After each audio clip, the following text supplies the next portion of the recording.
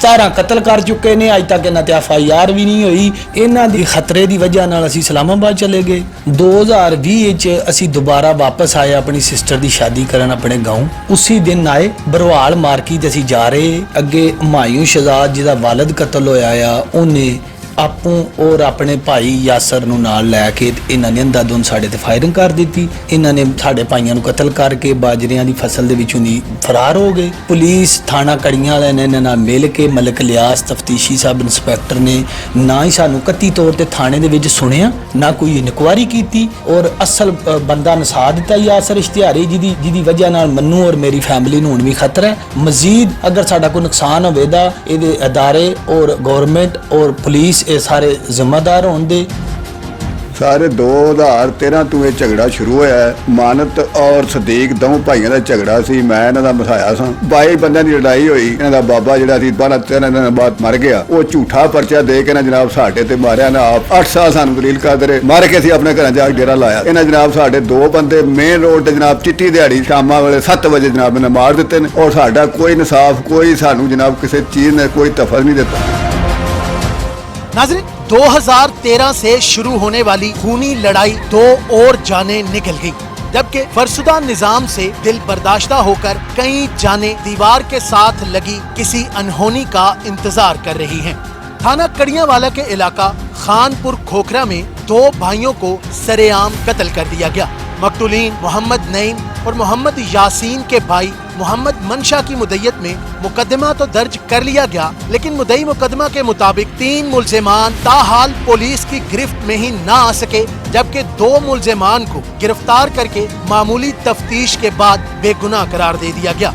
नाज़रीन, रवां माह की 10 तारीख को DPO गुजरात उमर सलामत की तरफ से थाना कड़ियांवाला में खुली कचहरी लगाई गई। इस खुली कचहरी में DPO गुजरात ने मुतल्लिका अफसरान को 1 हफ्ते का अल्टीमेटम दिया कि 1 हफ्ते के अंदर इस केस के मुल्जिमान को गिरफ्तार किया जाए। वो 1 हफ्ता तो आज पूरा हो गया है, लेकिन क्या मुल्जिमान पुलिस ने गिरफ्तार कर लिए या पुलिस अपनी रवायत बरकरार रखे हुए है? ये जानने के लिए थाना कड़ियांवाला का रुख करेंगे, लेकिन उससे पहले मुद्दई मुकदमा मोहम्मद मंशा से केस की बाबत दरियाफ्त करते हैं।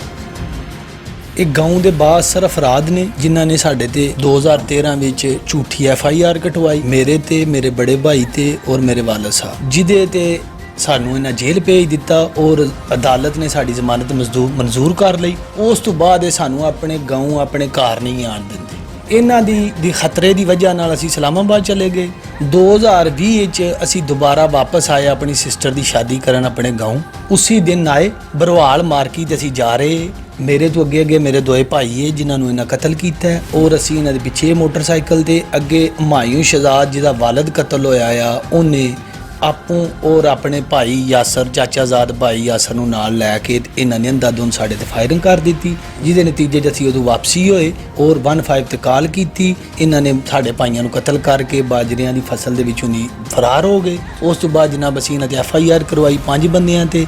पुलिस थाना कड़ियां वाले ने इन्हां नाल मिल के मलिक लियास तफ्तीशी सब इंस्पैक्टर ने ना ही सानूं कत्ती तौर ते थाने दे विच सुनिया, ना कोई इनक्वायरी की, ना कोई साडा बयान लिया और अपने बयान के मुताबिक और मुलजमा की ख्वाहिश के मुताबिक इन्हों चलान कर दिता और असल बंदा नसा दिता यासर इश्तिहारी जिहदी वजह नाल मन्नू और मेरी फैमिली नूं हुण भी खतरा है और ये सानू तारीख ते भी नहीं जान देंदे। मजीद अगर साडा कोई नुकसान होवेगा इहदे अदारे और गौरमेंट और पुलिस ये सारे जिम्मेदार होंगे। इन्हां दा यासर इकबाल दा पट्ठे तो पिछे इन्हां थड़ा लाया और हुमायूं शहजाद दा उत्थे टाल है। ये सानू सारे ग्रां नूं सारे पिंड नूं अपनी रियाया समझते हैं और इत्थे गरीब आवाम की आवाज़ नहीं सुनी जाती। इन्हां 2 भाई मेरे कतल करके उस दिन दे इत्थे ही मुलजमान भी दंदनाते फिरदे ने पे और मुलजमान की गिरफ्तारी भी नहीं पाई अज तक। DPO साहब ने SHO थाना कड़ियांवाला तनवीर अब्बास भट्टी नूं 1 हफ्ते का अल्टीमेटम दिता सी कि 1 हफ्ते के अंदर अंदर मुलजम गिरफ्तार चाहिए ने। क्या SHO ने कोई गिरफ्तारी बंदे दी कीती, कोई रेड किया, कोई छापा पिंड च मारिया? कोई गिरफ्तारी नहीं हुई। उस दिन तो बाद कोई गिरफ्तारी नहीं हुई। ये जनाब अपने घर दे 50 जी ने और इन्हां ते कोई कार्रवाई नहीं होंदी। मैं डिस्ट्रिक्ट पुलिस तो लैके RPO गुजराले तक एप्लीकेशन दे चुका, वजीर आजम पाकिस्तान नूं भी दिती है। यह मेरे को उहदियां कापियां मौजूद ने। डिस्ट्रिक्ट पुलिस नूं दिती है, यह जनाब RPO साहब दे दिती है। किसी बंदे ने साडी ना ते गल सुनी और ना ही सानू कोई तहफ़्फ़ुज़ दिता अज तक। ਮਜ਼ੀਦ ਸਾਡਾ ਇਹ ਨੁਕਸਾਨ ਕਰਨ ਦੇ ਚੱਕਰਾਂ ਵਿੱਚ ਨੇ। ਔਰ ਇਹ ਇੱਕ ਹਾਨਪੁਰ ਖੋਖਰਾਂ ਦਾ ਇੱਕ ਬਦੁੱਲਾ ਐਂਡ ਸਨਸ ਦੇ ਨਾਂ ਤੇ ਇੱਕ ਬ੍ਰਾਂਡ ਏ, ਇਹ ਲੋਕਾਂ ਨੂੰ ਤੰਗ ਕਰਦੇ, ਅੱਗੇ ਵੀ ਇੰਜ ਹੀ ਮਾਰਦੇ। ਇਹਨਾਂ ਨੇ 17 ਕਤਲ ਕਰ ਚੁੱਕੇ ਨੇ, ਅੱਜ ਤੱਕ ਇਹਨਾਂ ਤੇ FIR ਵੀ ਨਹੀਂ ਹੋਈ।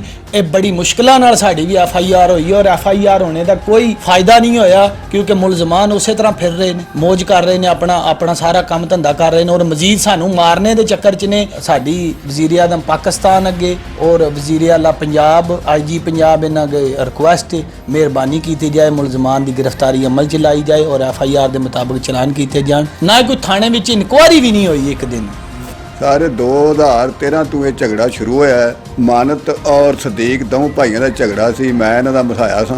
ਇਹਨਾਂ ਨੇ ਸਰ ਮਾਨਤ ਨਾਲ ਨਾਇਨਸਾਫੀ ਕੀਤੀ, ਉਹਨੂੰ ਜ਼ਮੀਨ 'ਚ ਵੀ ਆਗ ਕੀਤਾ ਔਰ ਉਹਨੂੰ ਮਕਾਨ 'ਚ ਵੀ ਆਗ ਕੀਤਾ, ਉਹਨੂੰ ਜ਼ਬਰਦਸਤੀ ਇਹ ਕੱਢਦੇ ਸਨ। ਉਹਨੇ ਸਾਡਾ ਸਹਾਰਾ ਲਿਆ ਸਾ, ਇਹਨਾਂ ਦਾ ਜਨਾਬ ਤਰਲਾ ਕੀਤਾ ਕਿ ਇਹਨਾਂ ਨਾਲ ਬਦਮਾਸ਼ੀ ਨਾ ਕਰੋ। ਇਹਨਾਂ ਸਾਨੂੰ ਵੀ ਮਾਰਿਆ ਔਰ ਮਾਨਤ ਨੂੰ ਵੀ ਮਾਰਿਆ ਔਰ 22 ਬੰਦਿਆਂ ਦੀ ਲੜਾਈ ਹੋਈ, ਜਿਹਦੇ ਵਿੱਚ ਕੋਈ ਵੱਟਾ ਲੱਗਾ। ਜੋ ਵੀ ਹੋਇਆ, ਇਹਨਾਂ ਦਾ ਬਾਬਾ ਜਿਹੜਾ ਸੀ 12-13 ਦਿਨਾਂ ਬਾਅਦ ਮਰ ਗਿਆ। ਉਹ ਝੂਠਾ ਪਰਚਾ ਦੇ ਕੇ ਨਾ ਜਨਾਬ ਸਾਡੇ ਤੇ ਮਾਰਿਆ ਨਾ ਆਪ ਸਾਰਾ ਕੰਮ ਡਰਾਮਾ ਨਾ ਕੀਤਾ ਸੀ। ਉਹਨੂੰ ਠੰਡੀਆਂ ਦਵਾਈਆਂ ਜੋ ਕੁਝ ਵੀ ਕਰਦੇ ਰਹੇ, ਸਿਰਫ ਪਿਆਂਦੇ ਰਹੇ, ਬੋਤਲਾਂ ਠੰਡੀਆਂ ਪਿਆਂਦੇ ਰਹੇ। ਬੰਦਾ ਮਰ ਗਿਆ 12 ਦਿਨਾਂ ਬਾਅਦ। ਝੂਠਾ ਪਰਚਾ ਸਾਡੇ ਦੇ ਕੇ ਜਨਾਬ 8 ਸਾਲ ਸਾਨੂੰ ਦਲੀਲ ਕਰਦੇ ਰਹੇ। 8 ਸਾਲਾਂ ਤੋਂ ਬਾਅਦ ਜਨਾਬ ਇਹਨਾਂ ਨੇ ਆ ਕੇ ਅਸੀਂ ਆਪਣੇ ਘਰਾਂ 'ਚ ਬਸੇਰਾ ਕੀਤਾ, ਮਰ ਕੇ ਅਸੀਂ ਆਪਣੇ ਘਰਾਂ 'ਚ ਆ ਕੇ ਡੇਰਾ ਲਾਇਆ। ਇਹਨਾਂ ਜਨਾਬ ਸਾਡੇ 2 ਭਤਰੀਏ, ਇੱਕ ਨਈਮ ਨਾਮੀ, ਇੱਕ ਯਾਸੀਨ ਨਾਮੀ, 2 ਬੰਦੇ ਮੇਨ ਰੋਡ ਤੇ ਜਨਾਬ ਚਿੱਟੀ ਦਿਹਾੜੀ ਸ਼ਾਮਾਂ ਵੇਲੇ 7 ਵਜੇ ਜਨਾਬ ਇਹਨਾਂ ਮਾਰ ਦਿੱਤੇ ਨੇ ਔਰ ਸਾਡਾ ਕੋਈ ਇਨਸਾਫ, ਕੋਈ ਸਾਨੂੰ ਜਨਾਬ ਕਿਸੇ ਚੀਜ਼ ਨੇ ਕੋਈ ਤਫਰ ਨਹੀਂ ਦਿੱਤਾ, ਨਾ ਗਵਰਨਮੈਂਟ ਨੇ ਦਿੱਤਾ, ਨਾ ਜਨਾਬ DPO ਸਾਹਿਬ ਕੋਲ ਅਸੀਂ ਜਾਂਦੇ ਰਹੇ ਹਾਂ, ਉਹਨਾਂ ਵੀ ਸਾਡੀ ਗੱਲ ਕੋਈ ਨਹੀਂ ਸੁਣੀ। SP ਸਾਹਿਬ ਕੋਲ ਜਾਂਦੇ ਰਹੇ, ਉਹਨਾਂ ਵੀ ਕੋਈ ਨਹੀਂ ਸੁਣੀ। SHO ਸਾਹਿਬ ਨੇ ਸਾਡੀ ਨਾ ਕੋਈ ਇਨਕੁਆਇਰੀ ਕੀਤੀ ਹੈ, ਨਾ ਕੋਈ ਸਾਨੂੰ ਜਨਾਬ ਥਾਣੇ ਬੁਲਾਇਆ। ਬਗੈਰ ਹਥਿਆਰਾਂ ਤੋਂ ਬੰਦੇ ਜਨਾਬ ਚਲਾਨ ਕਰ ਦਿੱਤੇ ਨੇ। ਸਾਡੇ ਨਾਲ ਬਹੁਤ ਨਾਇਨਸਾਫੀ ਹੋਈ ਹੈ ਔਰ ਮਜ਼ੀਦ ਸਾਡੇ ਅੱਗੋਂ ਵੀ ਬੰਦੇ ਮਰਨ ਦਾ ਖਤਰਾ ਹੈ। ਸਾਡੇ ਨਾਲ ਕੋਈ ਤਾਵਨ ਨਹੀਂ ਕਰ ਰਹੀ ਮੁਤਲਕਾ ਪੁਲਿਸ, ਨਾ ਬਾਹਰ ਦੀ, ਨਾ